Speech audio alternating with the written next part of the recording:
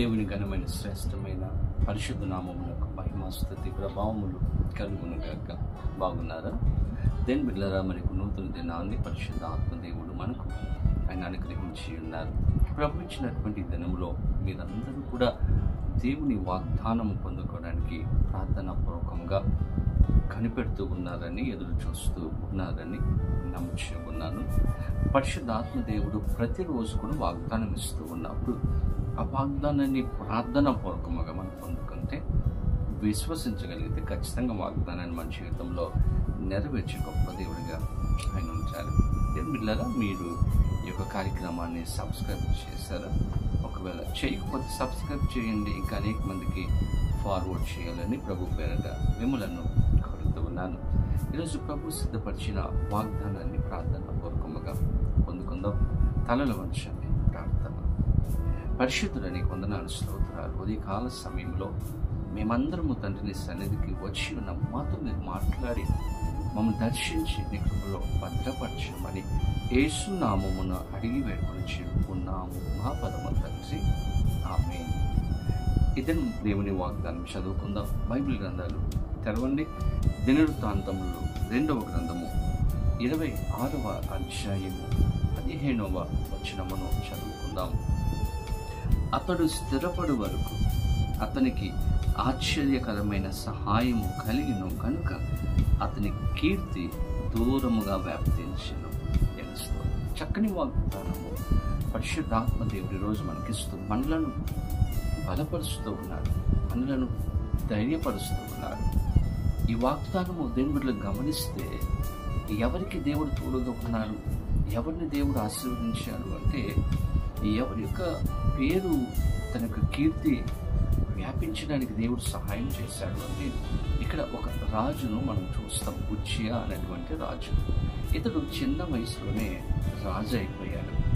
ఇట్లా చిన్న వయసులో రాజు అయినప్పటికీ కూడా దేవుడు అతనికి తోడుగా ఉండి అతని కీర్తి దూరముగా వ్యాపించడానికి, తన రాజ్యంలోనే కాదు కానీ వేరే దేశంలో కూడా, రాజ్యంలో కూడా తన కీర్తి వ్యాప్తి చెందడానికి దేవుడు కృప చూపించాడు. అంత మాత్రమే కాకుండా అతనికి దేవుడు సహాయం చేశాడంట. దేవుని బిడ్డలారా, ఈ చిన్న వయసులోనే రాజు అయినటువంటి ఉజ్జియాకు దేవుడు ఎందుకు సహాయం చేశాడు? ఎందుకు అతని కీర్తిని దూరముగా వ్యాప్తించడానికి దేవుడు సహాయం చేశాడు అంటే, దేవుడు అనుమతించాడు అంటే, ఉజ్జియా జీవితంలో శ్రేష్టమైనటువంటి విషయాలు మనం గమనించవచ్చు. ఈరోజు మన జీవితంలో కూడా అటువంటి గుణాతిశయాలు, గుణములు మన జీవితంలో మనం కలిగి ఉంటే ఖచ్చితంగా దేవుడు మనకు కూడా సహాయము చేస్తారు. చాలా సమయాలలో ప్రభు నన్ను మర్చిపోయాడండి, దేవుడు నాకు సహాయం చేయట్లేదు అని చాలా సమయాలలో మనం అనుకుంటూ ఉంటాం. కానీ దేవునికి ఇష్టంగా జీవించగలుగుతూ ఉంటున్నామా? దేవుడు ఆశించినట్లుగా ఈ లోకంలో జీవించగలుగుతున్నామా? ఉజ్జియాకు దేవుడు సహాయం చేయడానికి గల కారణం ఏంటి అని మనం గమనిస్తే, మనము బైబిల్ గ్రంథంలో అదే అధ్యాయంలో 26వ అధ్యాయము 4-5 వచనాలలో గమనిస్తే ఉజ్జియాలో ఉన్నటువంటి శ్రేష్టమైనటువంటి విషయాలు మనం గమనించగలం. అతడు తన తండ్రి అయిన అమజ్య చర్య అంతటి ప్రకారము యెహోవా దృష్టికి యథార్థముగా ప్రవర్తించను. 5వ వచనం, దేవుని ప్రత్యక్షత విషయమందు తెలివి కలిగిన జకరియా దినములలో అతడు దేవుని ఆశ్రయించెను. 2 విషయాలు మనం గమనించవచ్చు. ఒకటి, యెహోవా దృష్టికి యథార్థముగా జీవించాడు. 2, దేవుణ్ణి ఆశ్రయించాడు. చిన్న వయసులోనే దేవుని బిడ్డలారా, అతడు యెహోవాకు, దేవునికి న్యాయముగా, నీతిగా, యథార్థముగా జీవించడం నేర్చుకున్నాడు. అందుకే దేవుడు అతనికి తోడుగా ఉండి ఆశీర్వదించి తన కీర్తి దూరముగా వ్యాప్తి చెందడానికి దేవుడు కృప చూపించాడు. 2, దేవుణ్ణి ఆశ్రయించాడు. ప్రతి విషయాలలో దేవుని దగ్గరికి వచ్చాడు.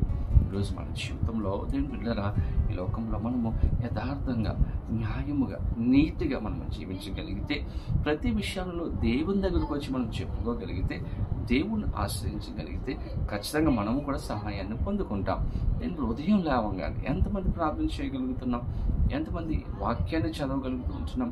ఎంతమంది ప్రభు పాదాలు పట్టుకుంటున్నా? నువ్వు దేవుని ఆశ్రయిస్తే ఖచ్చితంగా ఈరోజు ఏ విషయాల కొరకైతే నువ్వు ఎదురు చూస్తున్నావో, కనిపెడుతున్నావో, ఏ సహాయం కోసమైతే దేవుని అడుగుతున్నావో, ఖచ్చితంగా ఉజ్జియాకు చేసినటువంటి దేవుడు నీకు నాకు కూడా చేయగలడు. ఈరోజు మన జీవితంలో 2 విషయాలు ఉండాలి. దేవుని దృష్టికి యథార్థంగా జీవించాలి. 2 ఆయనను ఆశ్రయించే వారముగా ఉండాలి.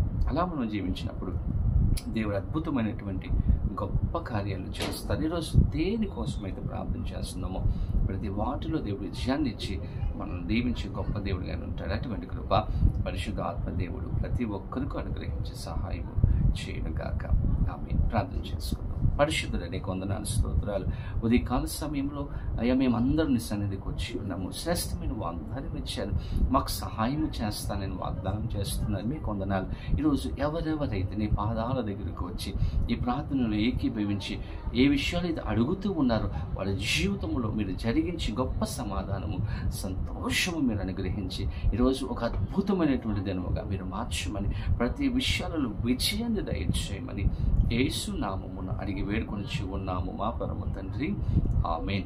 తండ్రి, కుమార, పరిశుద్ధాత్మ త్రియక దేవుని యొక్క దీవెనాశీర్వాదము సదాకాలము కలుగును గాక. ఆమేన్. దేవుడు మిమ్మల్ని దీవించును గాక. ఆమేన్.